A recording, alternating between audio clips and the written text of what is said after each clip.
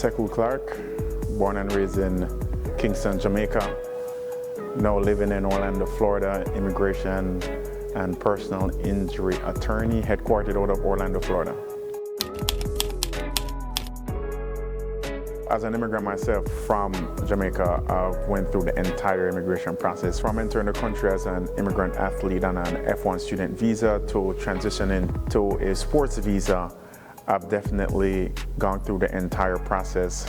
There was a moment in time where there was a lapse between my student visa and my sports visa, which led me to be out of status and gained unlawful presence. And that was definitely, to say the least, a traumatizing period in my life, which I know a lot of immigrants go through. And thankfully, I had a really, really good immigration attorney who was able to assist me, who was able to get me back in status, get me back legal and working, and not have that cloud of uncertainty follow me.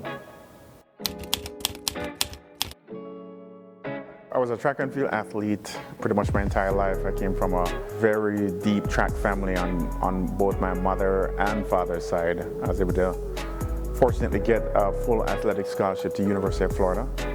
There I had a really, really good tenure, definitely learned a lot, grew a lot. We were national champions, 10-time All-American, and after that had a relatively short stint on the post-collegiate professional circuit for 4 to 5 years. 400 meters is my event. People always say it's definitely one of the toughest events in track and field, and I definitely agree with that. But again, that event has taught me a lot. I've transferred a lot of that knowledge gained from the 400 to the way how I practice law, which, you know, it's not for the swift, but it's also not for the slow. It's not for the weak. You definitely have to be strong, and you definitely have to have strategy. You definitely have to be prepared and ready to adapt to changes mid-race, and also just have to be confident. The biggest misconception of what immigration attorneys do, like myself, is that we only focus on immigrants, which it couldn't be any more further from the truth. A biggest part of our practice is we offer services to U.S. citizens who have their immigrant spouses, U.S. citizens who have businesses that employ immigrants, U.S. citizens who partner with immigrants to do major investments in real estate that will provide an immigration benefit. So, and also just providing immigration education to U.S. citizens.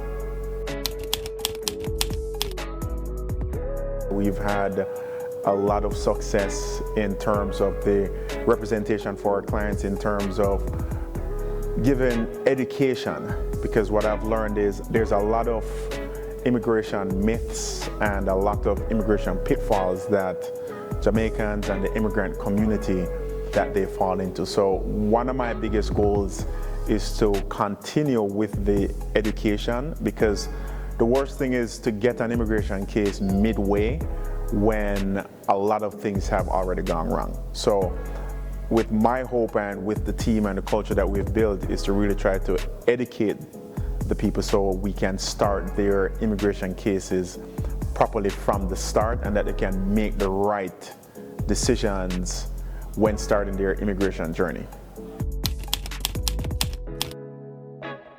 So there's always an assumption that when immigrants come to the country, they are indigent, they cannot afford legal services or legal representation, which is so false. And I can understand why people would think that, but what I've learned is immigrants, they see getting their status as their means for freedom. So even like when I represent a criminal client, no matter how indigent they are or lack of resources that they have access to, they will find that retainer because they want their freedom. And it's the same thing as immigration. Any good representation for freedom is going to cost, and immigrants will make that investment in their future, in their freedom.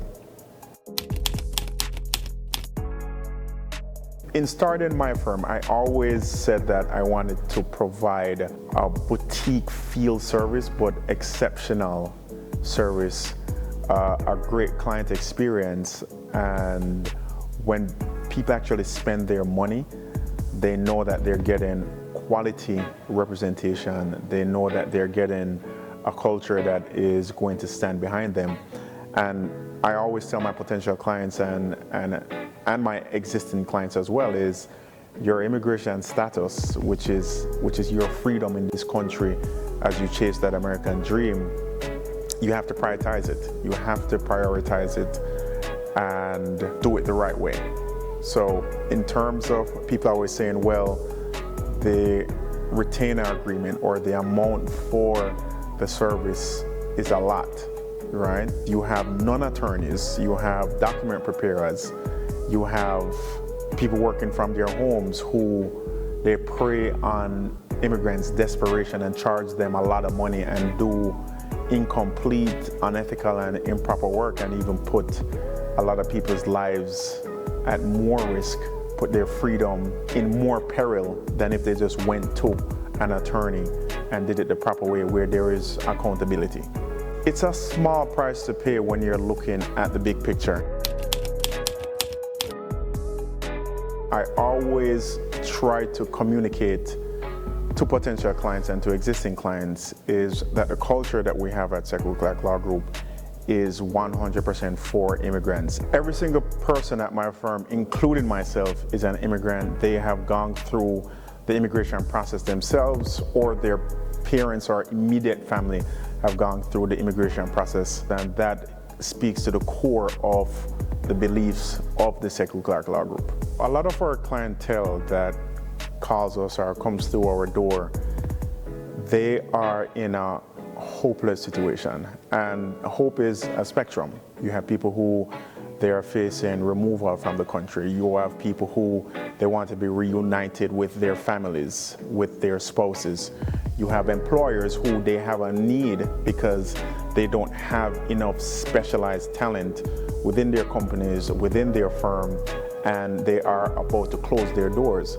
And that is the gap that we like to fill, because we understand 100% what hope feels like, but we also know what hopelessness feels like. And that's the gap that we try to bridge with our services and with our culture and with our offices that's all over the US.